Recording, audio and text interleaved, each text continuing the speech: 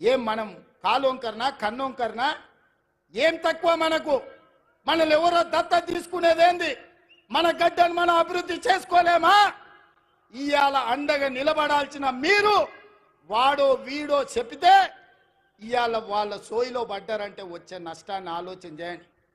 మల్లన్న సాగర్ల ముంచలేదా? కొండ పోచమ్మల ముంచలేదా? రంగనాయక సాగర్ల దోసుకోలేదా?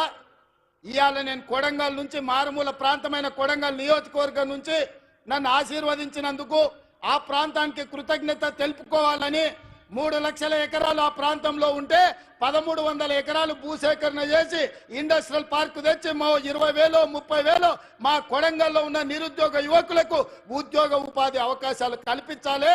పెద్ద పెద్ద కంపెనీలు అక్కడికి తెస్తే నా ప్రాంతం అభివృద్ధి చెందాలి. అప్పుడే నా జన్మ ధన్యమవుతుందని నేను ఒక ప్రయత్నం చేసిన. ఏమడిగినా ఈ తెలంగాణ రాష్ట్రంలో దాదాపుగా 2 కోట్ల ఎకరాల భూమి ఉంది.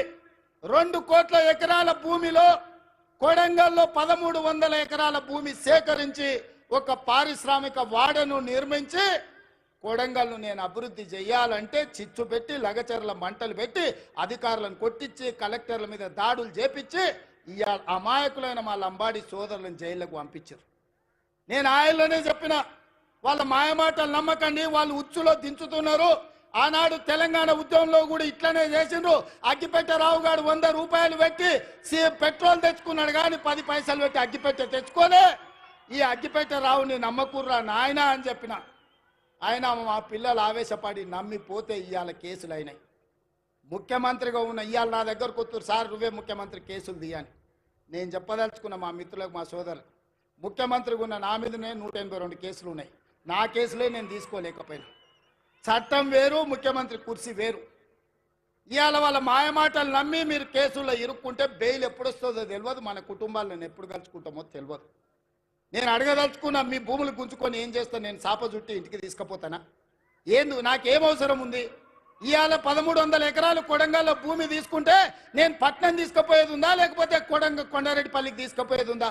ఆ రుణం తీర్చుకోవాలని ఆ కొడంగల్ నియోజకవర్గంలో 20-25 వేల మంది నిరుద్యోగ యువకులకు, ముఖ్యంగా ఆడబిడ్డలకు ఉద్యోగాలు కల్పించి ఉపాధి నెరవేర్చి పరిశ్రమలు స్థాపించి అభివృద్ధి చెయ్యాలని నేను ప్రయత్నం చేస్తే 1300 ఎకరాలు కూడా భూసేకరణ జరగకుండా అధికారుల మీద దాడులు చేసి ఈరోజు అమాయకులను కేసులలో ఇరికిచ్చారు.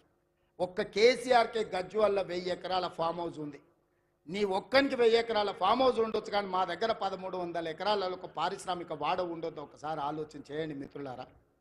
ఇవాళ ఈ జిల్లాను అభివృద్ధి చేయాలంటే ఆనాడు నాగార్జున సాగర్ కడితే రైతులు మునగలేదా? శ్రీశైలం ప్రాజెక్టు కడితే మా కొల్లాపూర్ మునగలేదా?